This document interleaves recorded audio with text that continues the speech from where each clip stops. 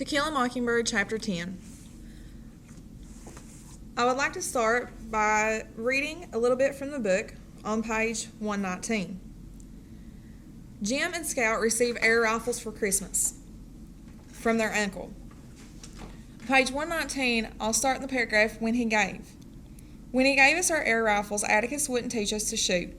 Uncle Jack instructed us in the rudiments thereof. He said Atticus wasn't interested in guns. Atticus said to Jim one day, "I'd rather you shoot at tin cans in the backyard, but I know you'll go after birds. Shoot all the blue jays you want if you can hit 'em, but remember, it's a sin to kill a mockingbird."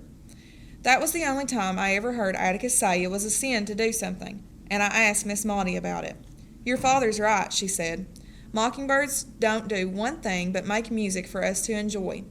They don't eat up people's gardens, don't nest in corn cribs, they don't do one thing but sing their hearts out for us. That's why it's a sin to kill a mockingbird." In Chapter 10, Atticus, Scout says, is somewhat older than most of the other fathers in Maycomb.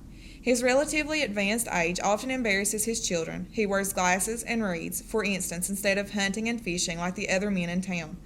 One day, however, a mad dog appears wandering down the main street toward the Finch's house. Calpurnia calls Atticus, who returns home with Heck Tate, the sheriff of Maycomb. Heck brings a rifle and asks Atticus to shoot the animal.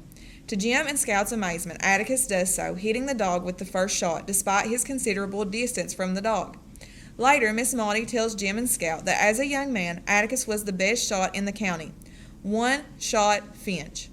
Scout is eager to brag about this, but Jim tells her to keep it a secret, because if Atticus wanted them to know, he would have told them.